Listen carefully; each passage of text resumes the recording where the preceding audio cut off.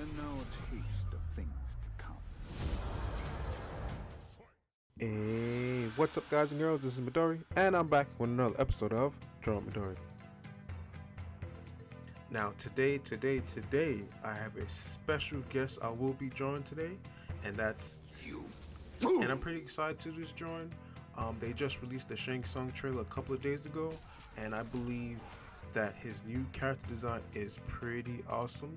I like with the fact that with modern technology, we actually see him turn from old Shang Tsung to younger Shang Tsung with the the power of his souls. So I think that's pretty cool. I think that his moveset is pretty cool. So I had to do this drawing. Now, as you can see, as always, I started off doing the mannequin pose, the skeleton pose. I always go over it at the beginning of my drawing videos. So I mapped out the perspective lines in my head. The vanishing point is behind the silhouette of his character to the far right of the screen. Just imagine the vanishing point way down there, and then pretend that his body is a building, and you're looking at the building from a 3/4 view. So while I'm drawing, I'm just visualizing that in my head while I'm doing this pencil stage of the sketch. Now, this drawing is going to be a 6-hour drawing that I'm going to compress down to 8 minutes. And it took me a while to do, but I had a lot of fun doing it. You're going to see that, my whole entire process from pencil sketching to line weight, working with the Copic multi-liners, and then finally the Copic coloring, which is going to be 3 stages of Copic coloring when it comes to Shang Tsung. So now this is a longer drawing, so this is going to have all the full process of my drawing, when it comes to like focusing on line weight, light and shadow, and fine details with the pencil work, also with the ink work, and with the heavy shadows, working with the Fudo brush print that I have. So yeah, the whole process is going to be in this drawing, so sit back and relax, guys.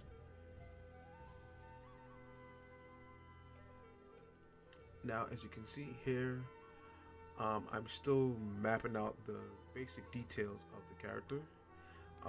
When it comes to his redesign, I like the fact that it seems that all the new redesigns make sense in MK11.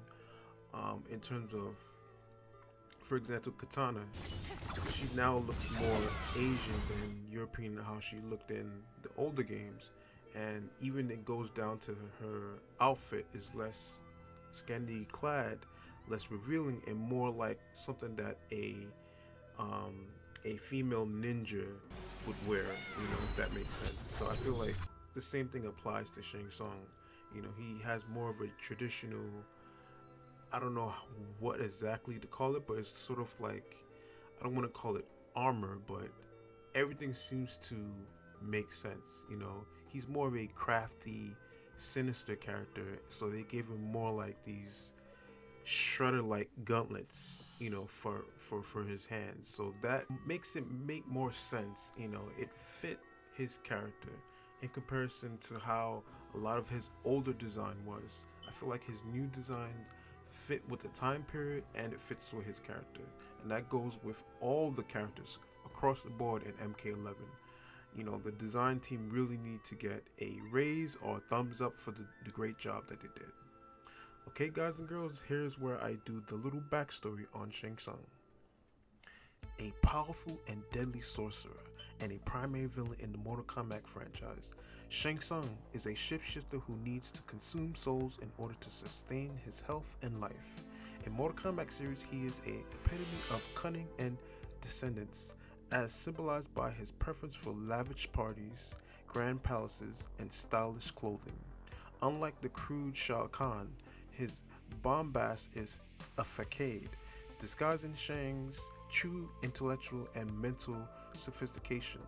His arch nemesis is Liu Kang, but throughout his unnatural lifespan, he has earned the hatred of many others, including Kung Lao and Kenshin. Shang Tsung's alliance to Shao Kahn granted him the status of free roaming sorcerer. As such, he is able to move between realms without detection by the Elder Gods or local deities, an ability which has granted him many opportunities to commit atrocities over the centuries.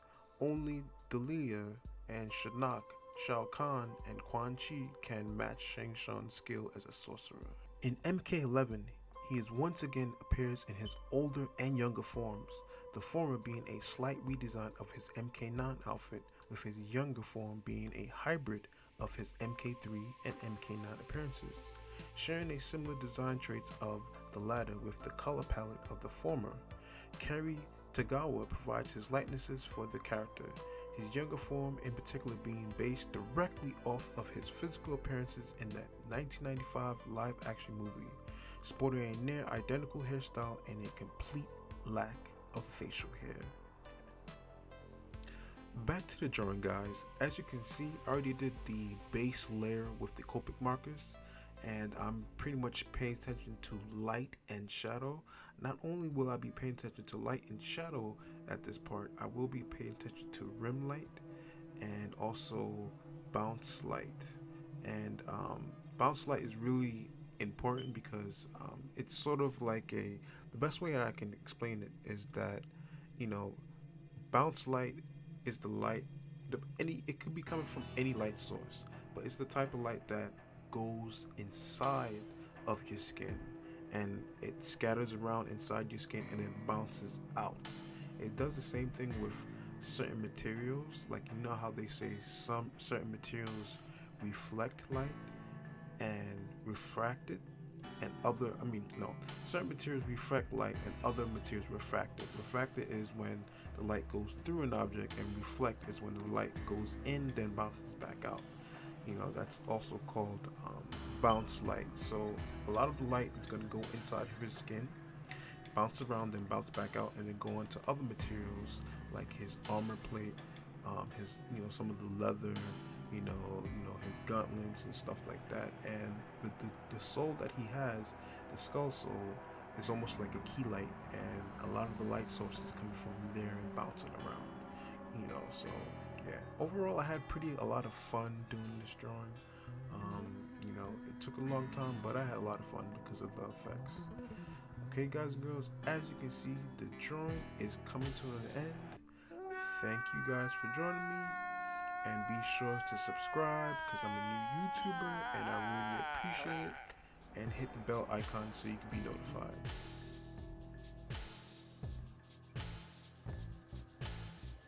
Thank you guys and girls again for joining me, and you guys have a great day or a great night, and I'll check you guys later. Midori out.